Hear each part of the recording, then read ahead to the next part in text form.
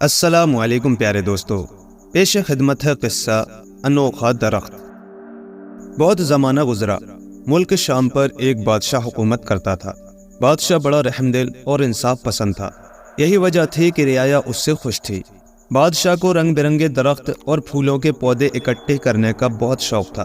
उसने अपने महल के साथ एक बहुत बड़ा बाग बनवा रखा था, जिसमें दूर दूर के ममालिक से मंगवाए दरख्त और पौधे मौजूद थे।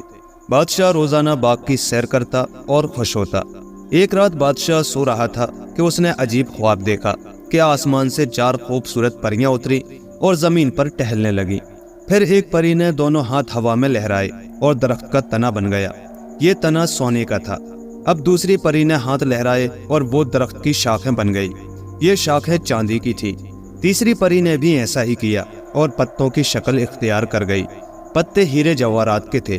तीनों परियों की जगह अब एक इंतहाई खूबसूरत दरख्त खड़ा था, जिसके हीरे के पत्ते आपस में टकराते तो बड़ी दिलकश आवाज पैदा होती। अब चौथी परी की बारी थी। उसने हाथ लहराए और सुनहरी सेब बनकर शाखों से लटकने लगी। उसी वक्त तवे की तरह काला एक गिद्ध नमूदार हुआ और दरख्त पर बैठकर अपनी भद्दी आवाज में गाने लगा। गाना गाते हुए वो सुनहरी सेब खाता जा रहा था और इस शाख से उस शाख पर फुदक फुदक कर नाच रहा था। उसी वक्त बादशाह की आंख खुल गई। बादशाह की नींद अब उड़ चुकी थी। वो बेचैनी से ख्वाबगाह में टहलने लगा। उसके दिल में शिद्दत से ये ख्वाहिश पैदा हुई थी कि ऐसा अजीब और खूबसूरत दरख्त उसके बाग में होना चाहिए। सुबह हुई तो बादशाह ने शाही नजूमी को तलब किया और अपना ख्वाब सुनाकर पूछा, आखिर वो कैसी परियां थीं, कहाँ से आई थीं और मैं उन्हें किस तरह हासिल कर सकता हूँ, और इतने खूबसूरत दरख्त पर बैठने वाला काला गिद्ध क्या था। नजूमी ने फौरन हिसाब लगाया और बोला, जहाँ पनाह का इकबाल बुलंद हो, गैब का इल्म तो खुदा ही जानता है, मगर उसने मुझे जो इल्म अता किया है उसके मुताबिक वो परियां कूहे काफ के एक जालिम जादूगर की कैद में है। उसका नाम ढमाढम जादूगर है। आपने दरख्त पर जो काला गिद्ध देखा था वो ढमाढम जादूगर ही था। उसे मारकर परियों को हासिल किया जा सकता है। बादशाह ने फौरन ऐलान करवा दिया कि जो भी कूहे काफ जाकर ढमाढम जादूगर को मारकर 4 परियां आजाद करा के लाएगा, उसे आधी सल्तनत दे दी जाएगी। सल्तनत के लालच में बहुत से नौजवान गए, मगर ढमाढम से ना बच सके। बादशाह के वजीर का एक बेटा था जिसे बादशाह अपने बेटों की तरह चाहता था। वो बड़ा बहादुर, सच्चा और रहमदिल इंसान था। उसने जब बादशाह को उदास देखा तो कूहे काफ जाने का इरादा किया और एक रात महल से निकल पड़ा। वजीर ज़ादे को कुछ इल्म ना था कि कूहे काफ किधर है। वो तो खुदा के भरोसे पर निकल खड़ा हुआ था, और जो लोग खुदा पर भरोसा रखते हैं उसी से मदद मांगते हैं, उसकी दिल से इबादत करते हैं, खुदा उनकी मदद जरूर करता है। वजीर ज़ादा जंगल से गुजर रहा था कि उसने एक निहायत जख्मी शख्स को देखा जो झाड़ियों में पड़ा हाय हाय कर रहा था। वो बुरी तरह लहूलुहान था। वजीर ज़ादा उसे उठाकर एक सायेदार दरख्त तले लाया, उसे अपनी छागल से पानी पिलाया और जख्म धोकर पट्टी बांध दी। उस शख्स ने बताया कि वो एक सौदागर है जिसे डाकू दौलत छीनकर जख्मी करके यहाँ फेंक गए हैं। इसके बाद उस शख्स ने पूछा, ए नेक दिल इंसान, तू इस भयानक जंगल में क्या कर रहा है? वजीर ज़ादे ने उसे सारी बात बताई तो वो कहने लगा, मैं तुम्हारी और तो कोई मदद नहीं कर सकता, मगर मुझे एक मंत्र आता है जिससे इंसान जानवरों और परिंदों की बोलियां समझ सकता है। मैं वो मंत्र तुम्हें बताए देता हूँ, शायद ये तुम्हारे किसी काम आ सके। सौदागर ने वजीर ज़ादे को मंत्र बता दिया और चल दिया। वजीर ज़ादा आगे बढ़ने लगा। एक दरिया के पास से गुजरते हुए उसने 2 मछलियों को किनारे पर तड़पते देखा, जो ना जाने किस तरह पानी से निकलकर यहाँ आ गिरी थीं। एक मछली ने वजीर ज़ादे को देखकर कहा, ए इंसान, हमें दोबारा पानी में डाल दे वरना हम मर जाएंगे। दूसरी मछली बोली, कैसी बातें करती हो, ये आदमजाद हमारी जबान किस तरह समझ सकता है, और वैसे भी इंसान तो हमें भून कर खा जाते हैं। वजीर ज़ादा उनकी बातें समझ रहा था। उसने दोनों मछलियों को उठाया और झील में फेंक दिया। मछलियों ने पानी में गोता लगाया, फिर सर उठाया और बोली, हम हमेशा तुम्हें याद रखेंगे, तुमने हमें मौत से बचाया है। काश कभी वो वक्त भी आए जब हम तुम्हारी मदद कर सकें। ऐसा वक्त आया तो पानी की तरफ मुंह करके कहना, आओ मछलियों, मेरी मदद करो, हम जहाँ भी होंगे तुम्हारी मदद के लिए फौरन पहुँच जाएंगे। अच्छा, खुदा हाफिज। मछलियाँ गोता लगाकर पानी में चली गईं और वजीर ज़ादा आगे बढ़ गया। कुछ आगे जाकर उसने चींटियों की एक लंबी कतार देखी।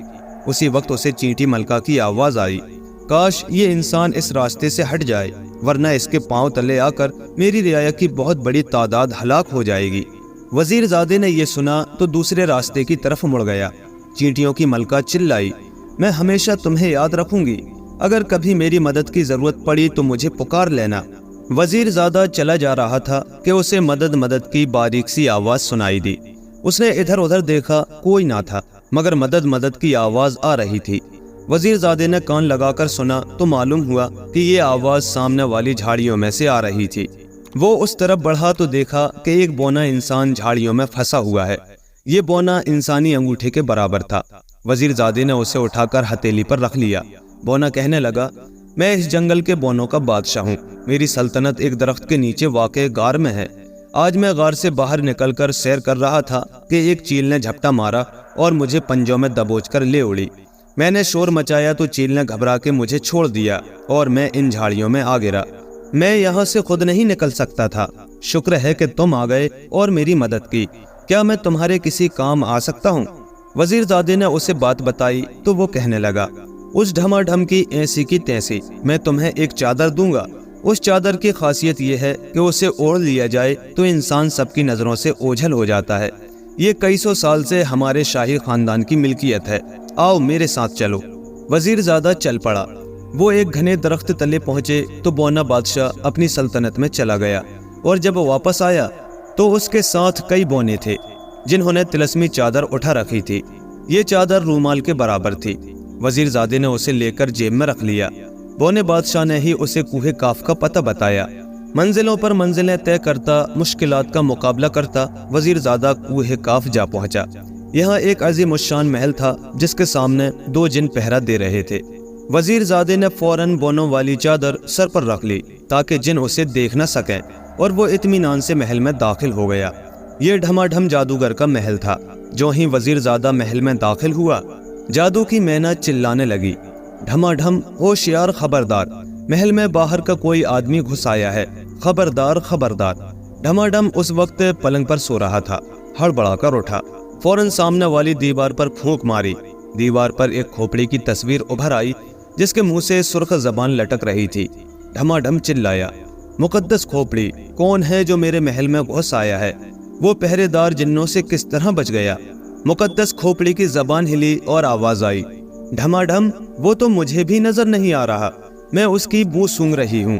وہ کوئی آدم زاد ہے، مگر اس کے پاس کوئی پراسرار طاقت ہے، تبھی تو وہ مجھے نظر نہیں آ رہا۔ ڈھما ڈھم جادوگر نے اپنے گنجے سر پر 2 ہتھڑ مارا، اچھل کر چھت کو ہاتھ لگایا اور کلا بازی کھا کر بولا، میں اسے تباہ و برباد کر دوں گا، وہ میری طاقت کا مقابلہ نہیں کر سکتا۔ اتنی دیر میں وزیر زادہ جادوگر کے کمرے میں داخل ہو چکا تھا۔ جادوگر کوئی منتر پڑھنے میں مصروف تھا۔ وزیر زادے نے دیکھا کہ پاس ہی کئی پنجرے پڑے ہیں، ان میں چوہے، مینڈک، خرگوش بند تھے۔ شاید جادوگر ان کا خون جادو بنانے میں استعمال کرتا تھا۔ وزیر زادے نے چپکے سے آگے بڑھ کے ایک پنجرا کھولا اور ایک چوہا پکڑ لیا۔ آگے بڑھ کر جادوگر کی چمکتی ٹنڈ پر ایک کراری چپت لگائی۔ جادوگر بوکھلا اٹھا، ادھر ادھر دیکھنے لگا۔ اس وقت وزیر زادے نے چوہا جادوگر کی قمیض میں ڈال دیا۔ چوہا قمیض میں اچھلنے کودنے لگا۔ جادوگر بوکھلا کر گھبرا گیا۔ اس کے منہ سے ایسی عجیب و غریب آوازیں نکلنے لگیں جیسے کتا بلی جھگڑ رہے ہوں۔ ادھر وزیر زادے نے تھپڑوں کی بارش کر دی، اوپر سے تھپڑ، نیچے سے چوہے کا ناچ۔ جادوگر کی سمجھ میں نہیں آ رہا تھا کہ وہ کیا کرے۔ وہ سب منتر ونتر بھول گیا اور بری طرح اچھلتا ہوا ہائے ہائے کر رہا تھا۔ جادوگر کے چیلے چانٹے آوازیں سن کر بھاگے آئے اور اپنے استاد کا یہ حشر دیکھ کر ان کی آنکھیں حیرت سے پھٹنے لگیں۔ وزیر زادے نے ڈراؤنی آواز بنا کر کہا، سب بھاگ جاؤ ورنہ میں تمہاری چٹنی بنا دوں گا۔ جادوگر کے چیلوں نے جب یہ بھیانک آواز سنی تو ان کے ہاتھ پاؤں پھول گئے کہ جس بلا نے ان کے استاد کا یہ حال کر دیا ہے وہ انہیں تو کچا چبا جائے گی۔ وہ سر پر پاؤں رکھ کر بھاگ نکلے۔ اس دوران چوہا جادوگر کی قمیض سے نکل کر نیچے گر گیا تھا، لیکن تھپڑ گنجی ٹنڈ کو مسلسل پلپلا کیے جا رہے تھے۔ اب وزیر زادے نے خنجر نکال کر جادوگر کے سینے میں گھونپ دیا۔ جادوگر کے حلق سے زوردار چیخ نکلی اور وہ تڑپ تڑپ کر ہلاک ہو گیا۔ چاروں پریاں اب آزاد ہو چکی تھیں۔ شہزادے نے طلسمی چادر سر سے اتاری اور ان کے سامنے ظاہر ہو گیا۔ انہیں ساری کہانی سنائی تو وہ بڑی شکر گزار ہوئی۔ پہلی پری نے کہا، اے آدمزاد، ہم پر تیرا احسان ہے، لیکن ہم اس وقت تک تیرے ساتھ نہیں جا سکتے جب تک تم ہماری 2 شرطیں پوری نہ کر دو۔ وزیر زادے نے پوچھا، وہ 2 شرطیں کیا ہے؟ پری نے اپنی انگلی سے انگوٹھی اتاری اور پاس بہتے ہوئے دریا میں پھینک دی۔ پھر وزیر زادے سے کہنے لگی، پہلی شرط تو یہ ہے کہ اسے 24 گھنٹوں کے اندر اندر پانی میں سے ڈھونڈ کر لاؤ، ہم کل صبح تمہارے پاس آئیں گے۔ یہ تو ناممکن سی بات تھی۔ وزیر زادہ دن بھر دریا میں گوتے لگا کر انگوٹھی تلاش کرتا رہا، مگر کچھ بھی ہاتھ نہ آیا۔ شام کے وقت وہ تھک ہار کر دریا کے کنارے اداس بیٹھا تھا کہ اچانک اسے مچھلیوں کا خیال آیا۔ یہ وہی دریا تھا جو جنگل سے کوہ کاف کے آگے تک بہتا تھا۔ وزیر زادے نے مچھلیوں سے مدد لینے کا فیصلہ کیا اور پانی میں جھک کر بولا، آؤ مچھلیوں، میری مدد کرو۔ اتنا کہنا تھا کہ پانی میں ہلچل پیدا ہوئی اور دونوں مچھلیوں نے پانی سے سر نکال کر کہا، ہم حاضر ہیں، بتاؤ ہم تمہاری کیا مدد کر سکتے ہیں۔ وزیر زادے نے انہیں انگوٹھی ڈھونڈنے کو کہا۔ مچھلیاں منٹوں میں انگوٹھی لے آئیں اور وزیر زادے کے حوالے کر کے چلی گئیں۔ صبح جب پریاں آئیں تو وزیر زادے نے انگوٹھی انہیں دے دی۔ تب چاروں پریوں نے باجرے کے 4 تھیلے زمین پر بکھیر دیے۔ بڑی پری نے کہا، تمہیں یہ بیج کل صبح تک اکٹھے کرنا ہے، اگر تم کامیاب ہو گئے تو ہم تمہارے ساتھ چلے جائیں گے۔ وزیر زادہ سوچنے لگا کہ یہ کس طرح ہو سکے گا، کوئی ترکیب اس کی سمجھ میں نہیں آ رہی تھی۔ یہ کام تو کئی شخص مل کر بھی ایک دن میں نہیں کر سکتے تھے۔ وزیر زادہ یہ سوچ کر اداس ہو گیا کہ وہ یہ شرط پوری نہیں کر سکے گا اور ناکام واپس جائے گا۔ یکا یک وزیر زادہ اچھل پڑا۔ اسے چیونٹیوں کی ملکہ یاد آ گئی تھی۔ وہ یقیناً اپنی رعایا کے ساتھ مل کر یہ کام کر سکتی تھی۔ وزیر زادے نے جنگل کی طرف منہ کر کے کہا، آؤ چینٹیوں، میری مدد کرو۔ کچھ ہی دیر کے بعد چینٹیوں کی ایک بڑی فوج آتی دکھائی دی۔ ان کے آگے ملکہ چینٹی تھی۔ اس نے کہا، تم نے ہمیں پکارا، ہم آ گئے، بتاؤ ہمارے لیے کیا حکم ہے۔ وزیر زادے نے کہا، مجھے زمین پر بکھرے ہوئے باجرے کے یہ بیج اکٹھے کر دو۔ ارے یہ بھی کوئی کام ہے؟ چینٹی ملکہ نے ہنس کر کہا اور اپنی تمام رعایا سمیت کام میں لگ گئی۔ چند ہی گھنٹوں میں چینٹیوں نے باجرے کے تمام بیج اکٹھے کر دیے اور چلی گئیں۔ اگلے دن سورج طلوع ہوا تو چاروں پریاں آئیں۔ بیج اکٹھے دیکھ کر وہ بڑی حیران ہوئی۔ وزیر زادے نے ان کی ساری شرطیں پوری کر دی تھیں، چنانچہ وہ اس کے ساتھ چلنے پر رضامند ہو گئیں۔ پریوں نے وزیر زادے کو اٹھایا اور اڑتی ہوئی ملک شام پہنچ گئیں۔ بھرے دربار میں چاروں پریوں نے مل کر درخت کا روپ دھارا تو بادشاہ بے حد خوش ہوا اور وعدے کے مطابق آدھی سلطنت وزیر زادے کو دے دی۔